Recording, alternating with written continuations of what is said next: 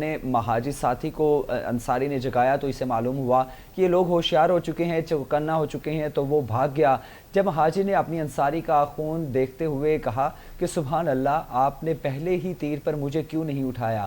یقیناً چونکہ دونوں حضور پاک صلی اللہ علیہ وآلہ وسلم کی حفاظت کے لیے وہاں پر موجود تھے اور دونوں میں یہ معاہدہ طے ہوا تھا کہ ہم دونوں باری باری جو ہے پہرا دیں گے، اور تاکہ ایک شخص اگر پہرا دے رہا ہے تو دوسرا شخص جو ہے وہ آرام کر لے گا، اگر ایک شخص پہرا دے رہا ہے تو دوسرے والے شخص کو وہ آرام پہنچائے گا۔ تو اسی طرح مہاجر نے جب انصاری کا خون دیکھا تو اس نے کہا سبحان اللہ، آپ نے پہلے ہی تیر میں مجھے کیوں نہیں اٹھایا، اگر حملہ ہو چکا ہے آپ مجھے بیدار کر دیتے تاکہ میں بھی آپ کے ساتھ آپ کی حفاظت کر سکتا۔ تو انصاری نے کیا خوب کہا تھا کہ میں نماز میں قرآن کی تلاوت کر رہا تھا، ایک سورت پڑھ رہا تھا، یہ اچھا نہیں لگ رہا تھا کہ میں اس کو بند کروں اور نماز کو ادھورا چھوڑوں۔ تو ناظرین، آپ اگر غزوہ ذات الرقاع کے حوالے سے بات کی جائے تو یہ یقیناً ایک بہت ہی زیادہ معلوماتی گفتگو ہے، تو ساتھ ہی ساتھ اس واقعے کے بعد میری کوشش یہی ہوگی کہ میں آپ کو ایک اچھی بات سے ضرور مستفید کروں۔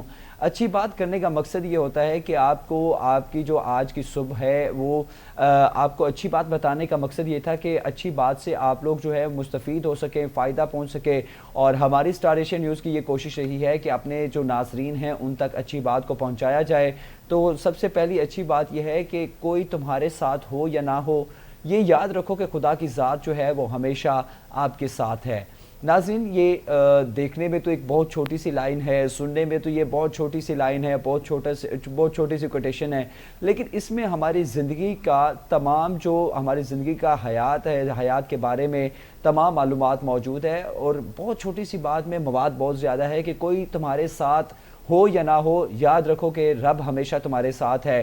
اکثر اوقات ہم لوگ جب گناہ کرتے ہیں، ہم لوگ کچھ بھی یعنی کہ ایسا کام کرتے ہیں تو ہمیں پتہ چلتا ہے کہ ہمیں کوئی دیکھ نہیں رہا۔ ہم اکثر اوقات یہ دیکھا ہے کہ چور جب چوری کر رہا ہوتا ہے اس کے ذہن میں یہ ہوتا ہے کہ مجھے یہاں کا عملہ نہیں دیکھ رہا تو ڈزنٹ میٹر، مجھے کوئی پہچان نہیں سکتا، یہاں پر CCTV کیمرے نہیں لگے ہوئے۔ لیکن لمحہ فکریہ یہ ہے کہ جب اس نے دیکھا کہ اس کو کوئی بھی نہیں دیکھ رہا، اس نے یہ ذہنی طور پر وہ مطمئن ہو گیا، لیکن اس نے قطعاً یہ بات ذہن میں نہیں سوچی تھی کہ کوئی دیکھے یا نہ دیکھے، خدا کی ذات اس وقت ہمیشہ اس شخص کو دیکھ رہی ہوتی ہے۔ خدا کی ذات ہمیشہ انسان کے پاس ہوتی ہے، انسان کے دل میں ہوتی ہے، اور انسان کی ہر ایک قدم کے اوپر جو ہے خدا کی ذات بہتر طریقے سے نظر رکھتے ہیں۔ اگر اب بات کروں یہاں پر اچھی بات کا سلسلہ تو یقیناً چلتا رہے گا۔ اگر بات کی جائے لوگوں کے حوالے سے تو ہمارے دل کی بات اور زندگی کے تجربات اور ان خیالات کا اظہار کرتے ہیں کہ ہر شخص میں ایک مفکر، دانش اور شاعر اور مصنف چھپا ہوتا ہے۔ ناظرین، گفتگو کا سلسلہ آگے بڑھاتے ہوئے ناظرین آپ کو بتائیں کہ حضرت علی رضی اللہ تعالیٰ عنہ نے ایک قول، ان کے مطابق ایک قول تھا کہ اگر میری زندگی میں دکھ نہ ہوتے تو میں اپنے رب کے ساتھ دعا کا رشتہ کیسے نبھاتا۔ تو جیسے کہ میں نے پہلے بھی یہ بات کی ہے کہ سم ٹائم یہ ہوتا ہے کہ بہت چھوٹی چھوٹی لائنز ہوتی ہیں، لیکن ان کو سمجھنے کے لیے بہت ضروری ہوتا ہے کہ ہم ان لائنز کو ایک دفعہ غور سے پڑھیں، پھر سوچیں، پھر سمجھیں، اور پھر اپنی لائف میں اس کے اوپر امپلیمنٹ کریں۔ تو یہ بہت بڑی بات تھی کہ اگر میری زندگی میں کوئی دکھ نہ ہوتا تو میں اپنے رب کے ساتھ دعا کا رشتہ کیسے قائم کرتا۔ تو یقیناً ہمارے پاس جو ہے ہمارے لوگوں کی کوشش یہ ہوتی ہے کہ ہم لوگ جب کوئی گناہ کر لیتے ہیں، کوئی غلطی جو ہے ہم سے غلطی ہو جاتی ہے، غلطی کے بعد ہم کوشش کرتے ہیں کہ جانے انجانے میں یا جان بوجھ کر اے میرے خدا ہم سے غلطی ہو گئی ہے، تو ہمیں خدا کی پاک ذات جو ہے وہ اس غلطی سے معذرت کر لیتے ہیں، اور خدا کے ساتھ ہماری اس غلطی کے جو گناہ ہے وہ بخش دیتے ہیں۔ تو حضرت علی رضی اللہ تعالیٰ عنہ نے کیا خوب کہا تھا، انہوں نے کہا کہ اگر میری زندگی میں دکھ نہ ہوتے، یعنی کہ جیسے ہم لوگوں کی لائف جو ہے وہ بہت اس وقت بھی اگر بات کی جائے کووڈ کے حوالے سے، کووڈ بہت زیادہ ہے، لوگ کافی پریشان ہیں، مہنگائی کی صورتحال ہے، اس کے علاوہ کاروباری مراکز جو ہیں وہ تباہ اور برباد ہو چکے ہیں، کاروبار نہ ہونے کے برابر ہے۔ تو ہماری زندگی میں مشکلات یقیناً ہوتی ہیں، اور زندگی میں مشکلات جو ہوتی ہیں وہ ساتھ ساتھ ہی چلتی ہیں۔ اگر یہ مشکل وقت جو ہوتا ہے، ایک تو پہلے یہ بات آپ کو بتانا چاہتا ہوں کہ جتنا بھی مشکل وقت ہو وہ بیسیکلی ضامن ہوتا ہے آپ کی کامیابی کی، اور خدا کی ذات اپنے جو بندہ ہے اس کے اوپر اتنا ہی دکھ دیتا ہے، اس کو اتنی ہی تکلیف میں مبتلا کرتا ہے جتنا وہ دکھ اور تکلیف کو برداشت کر لے۔ خدا کی ذات اس سے زیادہ اپنے بندے کے اوپر دکھ یا تکلیف، اس کو مزید اتنی دکھ یا تکلیف نہیں دیتا کہ جس کو وہ برداشت نہ کر سکے۔ اور اس کے علاوہ اگر میں بات کروں یہاں پر کہ حضرت علی رضی اللہ تعالیٰ عنہ کے قول کے مطابق کہ جب بھی کوئی تکلیف ہوتی ہے، جب بھی کوئی دکھ ہوتا ہے، جیسے کہ بچہ رو رہا ہوتا ہے، وہ ماں ماں کر کر چلا رہا ہوتا ہے، بول رہا ہوتا ہے، اسی طرح جب ہمارے پاس ہمیں کوئی دکھ ہوتا ہے، ہم کسی تکلیف میں مبتلا ہوتے ہیں، تو ہمیں خدا کی ذات جو ہے ہر وقت یاد رہتی ہے، اور خدا کی ذات سے ہم معافی مانگتے ہیں اپنے گناہوں کی۔ اور اس کے بعد اگر میں بات کروں کہ ہمارے جو لائف چل رہی ہوتی ہے، اس میں مشکلات کا ہمیں سامنا بھی کرنا پڑتا ہے۔ ناظرین، یہاں پر یہ میں بات ضرور کہوں گا کہ آپ کی ٹیلی ویژن اسکرین کے اوپر ہمارا نمبر جو ہے وہ چل رہا ہے۔ آپ ہمیں ہماری گفتگو میں اگر شامل ہونا چاہتے ہیں تو آپ ہمیں لائیو کال بھی کر سکتے ہیں۔ لائیو کال کر کے آپ ہمارے ساتھ آپ اپنی اچھی بات بھی شیئر کر سکتے ہیں۔ اگر آپ ہمارے ناظرین تک کوئی پیغام پہنچانا چاہتے ہیں تو morning with star Asia news کے ساتھ آپ وہ پیغام بھی پہنچا سکتے ہیں۔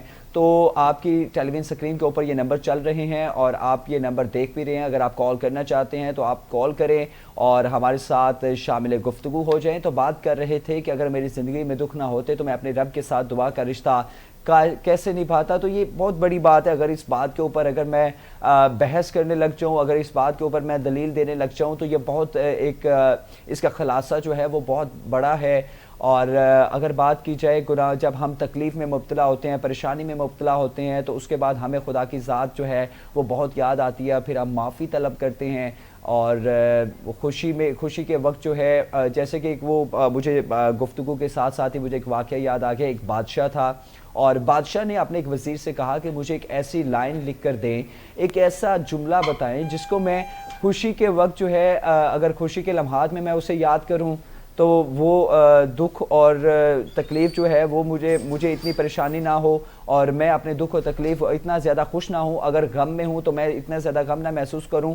تو اس وزیر نے بہت زیادہ دانشمند لوگوں کے ساتھ جو ہے بات کی، اور لوگوں کے ساتھ جو ہے گفتگو کرنے کے بعد اس نے وہ جملہ ڈھونڈا۔ لیکن جملہ میں ابھی آپ کو سناتا ہوں، لیکن ہمارے ساتھ لائیو کالر موجود ہے۔ پہلے ہم لائیو کالر کو لے لیتے ہیں، شامل گفتگو کر لیتے ہیں۔ جی السلام علیکم۔ جی آپ کو ہلو، السلام علیکم، کون اور کہاں سے بات کر رہے ہیں؟ جی میں لاہور سے بات کر رہا ہوں، میرا نام نعیم علی ہے۔ میں ایک اچھی بات آپ کے شو میں ایڈ کرنا چاہتا ہوں جی جی ضرور۔ جو کہ میں نے سیکھی ہے۔ نکاح کے بارے میں بتانا چاہوں گا کہ نکاح کرو اپنی پسند کی عورتوں سے، 2 سے، 3 سے یا 4 سے۔ اس امت میں بہتر وہ ہے جس بہت کی بیویاں شکریہ، زیادہ ہوں۔ آپ نے ہمارے ساتھ شامل گفتگو ہوئے اور آپ نے لائیو کال کی۔ تو ناظرین، آپ کو میں بتا رہا تھا کہ ایک بادشاہ کا واقعہ بتا رہا تھا کہ بادشاہ نے اپنے وزیر سے کہا کہ کوئی ایسا جملہ تلاش کر کے لے کر آؤ کہ جس کو میں خوشی کے لمحات میں دیکھوں تو میں اتنا زیادہ خوش نہ ہوں، اور اپنے جو غمگین کا جو وقت ہے، برا وقت ہے، میں اس کو یاد رکھوں۔ اگر برا وقت ہو تو میں اتنا زیادہ یعنی کہ خوف زدہ نہ ہو جاؤں، اتنا زیادہ پریشان نہ ہو جاؤں، لیکن وہ مجھے اچھے وقت کی جو ہے یاد دلاتا رہے۔ تو وزیر چونکہ کافی پریشان ہو گیا، بادشاہ نے ذمہ داری دی تو اس کو نبھانا بھی بہت ضروری تھا۔ تو وزیر نے کافی زیادہ دانشمند لوگوں کو اکٹھا کیا، دانشمند لوگوں کے ساتھ ساتھ انہوں نے کافی زیادہ جو اساتذہ کرام تھے ان سے رابطہ کیا۔ تو انہوں نے کہا کہ آخر یہ جملہ کیسے میں ایڈ کروں، بادشاہ نے میرے ذمہ ڈیوٹی لگائی ہے۔ تو انہوں نے ایک بہت اچھا وزیر نے نا جملہ تلاش کر لیا، اور اس جملے کے اوپر لکھا ہوا تھا کہ یہ وقت گزر جائے گا۔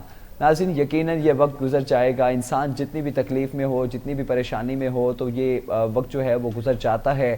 تو ہمیں پریشان نہیں ہونا چاہیے۔ اگر آج مشکل وقت ہے تو کل اچھا وقت آئے گا، تو یہ لازمی یاد رکھنا چاہیے ہمیں۔ اور اس کے ساتھ ساتھ اگر میں آپ کو بات بتاؤں کہ آج کل کہا جاتا ہے خضاب لگا کر کالا رنگ کرنا یا بالوں کا رنگ تبدیل کرنا، اس کے حوالے سے نا یہ بہت بڑا، یعنی کہ میرے ساتھ لائیو کالر موجود تھے، اور چونکہ پروگرامز کے بعد بھی اکثر اوقات جو ہے کالز آتی رہتی ہیں، فیڈ بیکس آتے رہتے ہیں، تو ہمیں پتہ چلا کہ کل کے پروگرام کے بعد لوگوں نے یہ گفتگو کی کہ خضاب کہتے کسے ہیں۔ خضاب بیسیکلی لفظ ہوتا ہے، مہندی سے نکلا ہے۔ رنگ سے نکلا ہے، جیسے کہ ہمارے بالوں کا رنگ جو ہے وہ سیاہ ہے، کالا ہے، اگر ہم اس کے اوپر کوئی کلر کرتے ہیں، کوئی رنگ کرتے ہیں، کوئی مہندی لگاتے ہیں، اس کے بعد بالوں کا جو رنگ ہے وہ تبدیل ہو جاتا ہے، تو پھر ہمیں کوشش کرنی چاہیے وہ اس کے حوالے سے ہماری شریعت جو ہے وہ ہمیں کیا کہتی ہے۔ تو خضاب بیسیکلی رنگ کا نام ہے۔ خضاب کے بعد جو اپنے بالوں کا رنگ تبدیل کرنے کا مطلب ہے کہ کچھ اگر حضور پاک صلی اللہ علیہ وآلہ وسلم کے پاس بلکہ حضرت علی رضی اللہ تعالیٰ عنہ سے سوال کیا گیا کہ حضرت محمد صلی اللہ علیہ وآلہ وسلم نے فرمایا کہ بڑھاپے کو خضاب کے ذریعے بدل دو اور یہود سے مشابہت اختیار نہ کرو۔ اس حدیث کے بارے میں حضرت علی رضی اللہ تعالیٰ عنہ نے فرمایا کہ پیغمبر رسول اللہ صلی اللہ علیہ وآلہ وسلم نے یہ اس موقع کے لیے فرمایا تھا جبکہ دین والے کم تھے، اور اب جب کہ اس کا دامن پھیل چکا ہے تو اس میں ہر شخص کو اختیار ہے کہ وہ اپنے خضاب سے بال کالے کر لینا کوئی گناہ نہیں ہے۔ تو یہ ہماری شریعت نے اس چیز کی اجازت دی ہے، اس میں کوئی بہت بڑی بات نہیں ہے، کوئی برائی والی بات نہیں ہے اگر آپ اپنے بالوں کا جو رنگ ہے وہ خضاب کے ذریعے وہ آپ سیاہ کر لیتے ہیں۔ ناظرین، اچھی بات آپ نے ملاحظہ کی۔ اب آپ کو وہ خبر اب ساتھ ہی ساتھ اب ہم شامل کریں گے ایک شارٹ بریک، اور اس کے بعد واپس آئیں گے، اور واپس آنے کے بعد ہم کچھ بات کریں گے مہلک وائرس کے حوالے سے، چونکہ مہلک وائرس سے تباہ کاریاں جاری ہیں۔ پاکستان میں مہلک وائرس کی کیا صورتحال ہے، ایک شارٹ بریک کے بعد واپس آئیں گے۔